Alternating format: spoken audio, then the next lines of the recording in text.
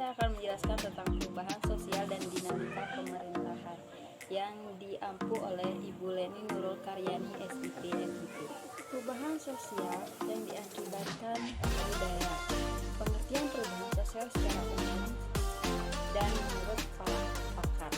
Perubahan sosial merupakan perubahan yang terjadi pada lembaga-lembaga kemasyarakatan dalam suatu masyarakat yang mempengaruhi sistem sosialnya, termasuk nilai, sikap-sikap sosial, dan pola perilaku di antara kelompok-kelompok dalam masyarakat. Nah, untuk teknologi adalah keseluruhan sarana menyediakan barang-barang yang diperlukan bagi kelangsungan dan kenyamanan hidup manusia. Apa sih bentuk-bentuk perubahan sosial? Perubahan sosial yang lambat dan cepat, kecil dan perubahan besar, perubahan yang dikehendaki dan tidak dikehendaki. Dampak terjadinya perubahan sosial akibat teknologi terhadap masyarakat dan pemerintah. Yang pertama ada dampak positifnya. Ada beberapa dampak positif perubahan sosial yang bisa dirasakan oleh masyarakat. Dampak positif antara lain munculnya nilai dan nama baru yang lebih sesuai dengan kebutuhan perkembangan zaman. Contohnya apa sih? Undang-Undang Nomor 21 Tahun 2007 yang membahas tentang perdagangan manusia. Perdagangan manusia sendiri mulai marak akhir-akhir ini. Tidak hanya di Indonesia, tapi juga di negara lain. Nah, dampak negatifnya antara lain disebut dengan disorganisasi sosial. Konsep disorganisasi sosial merupakan proses melemahnya nilai dan norma dalam suatu masyarakat akibat terjadinya perubahan.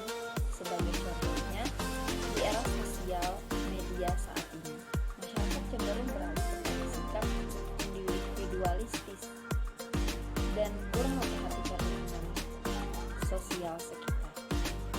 Hakikat perubahan sosial budaya. Perubahan dirasakan oleh hampir semua manusia dalam masyarakat. Perubahan dalam masyarakat tersebut wajar.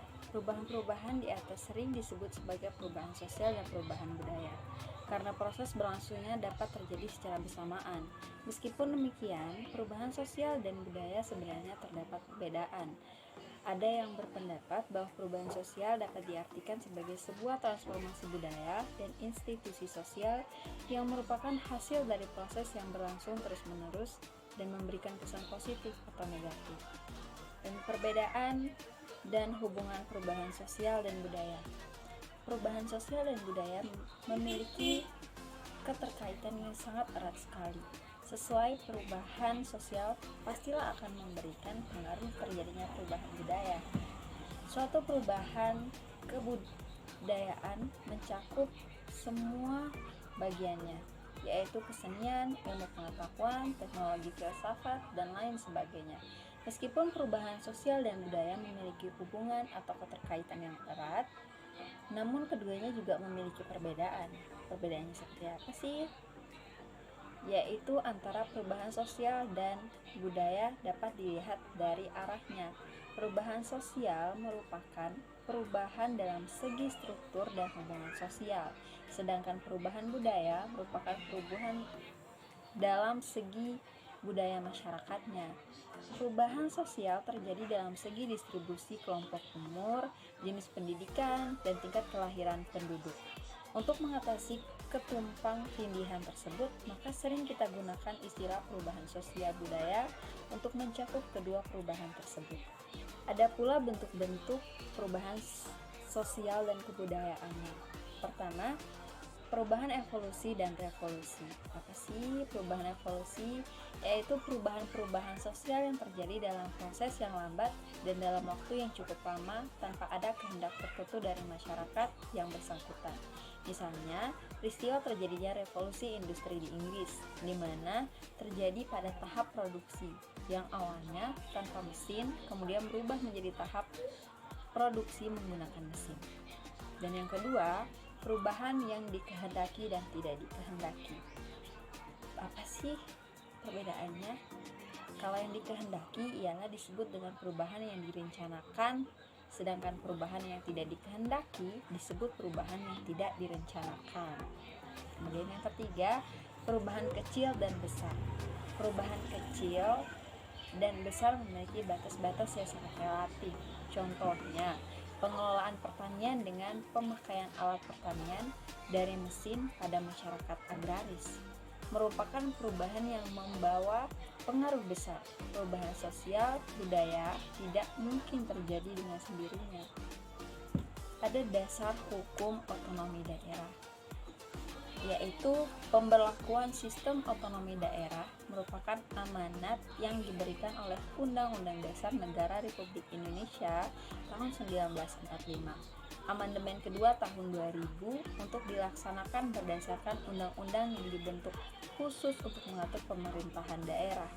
Undang-Undang Dasar 1945 pasca amandemen itu mencantumkan permasalahan pemerintahan daerah dalam bab 6, yaitu pasal 18, pasal 18A, dan pasal 18B.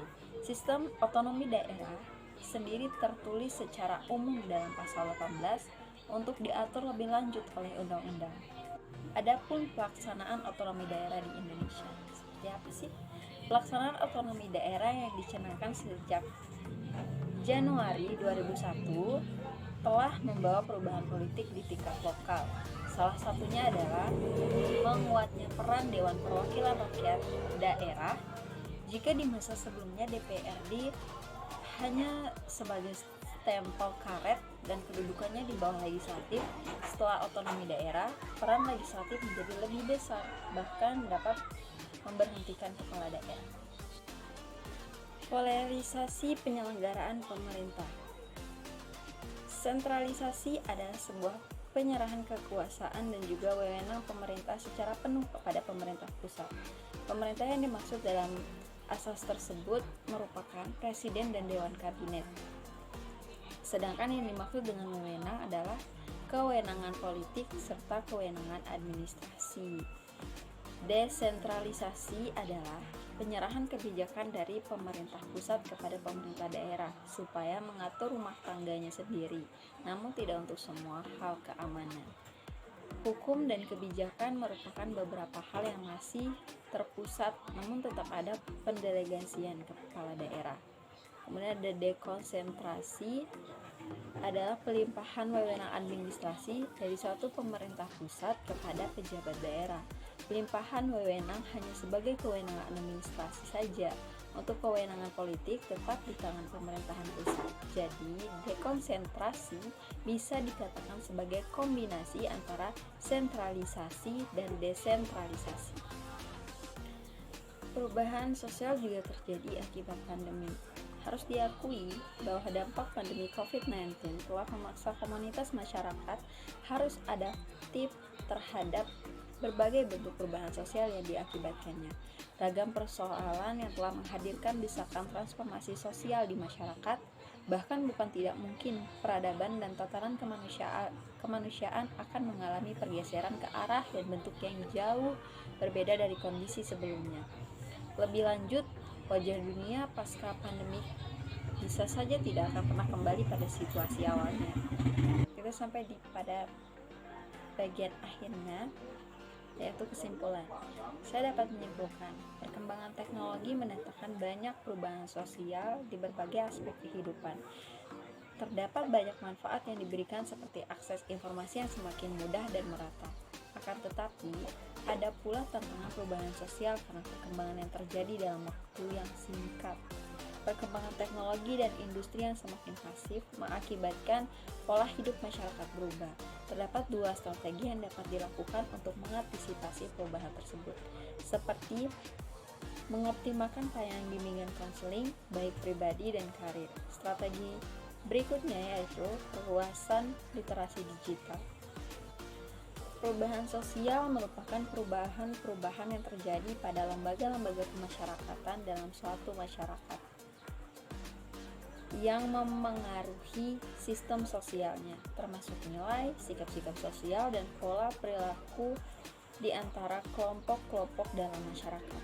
Dengan demikian, segala bentuk aktivitas masyarakat yang dilakukan di masa pra-pandemi kini harus dipaksa untuk disesuaikan dengan standar protokol kesehatan. Tentu ini bukan persoalan yang sederhana, sebab pandemi COVID-19 telah menginfeksi seluruh aspek tatanan kehidupan masyarakat yang selama ini telah diinternalisasi secara terlembaga melalui rutinitas yang terpola dan berulang. Oleh karena itu, masyarakat harus diedukasi secara terus-menerus untuk menerapkan hidup normal baru dalam aktivitas sosial mereka. Masyarakat perlu dibiasakan agar disiplin mematuhi protokol kesehatan, sebab pandemi COVID-19 telah memaksa kita untuk adaptif terhadap segala bentuk perubahan. Begitu juga hidup dengan kenormalan baru, bisa saja akan menjadi model budaya baru di masa mendatang. Sehubungan dengan pandemi COVID-19, peran aparatur publik menjadi sangat penting dalam kesinambungan layanan publik. Mengutamakan masyarakat, quick thinking, creativity, and innovation, layanan publik yang lebih efektif dan responsif di masa krisis, layanan informasi yang akurat menjamin kredibilitas pemerintah, alokasi sumber daya dan akuntabilitas distributif, dan kepemimpinan kolaboratif. Diakui bahwa tidak mudah untuk mengimplementasikan peran tersebut dikarenakan keterbatasan kapasitas dan kapabilitas. Nah, mungkin sekian penjelasan dari saya. Lebih kurangnya saya mohon maaf. Wabillahi taufiq wal hidayah. Wassalamualaikum warahmatullahi wabarakatuh.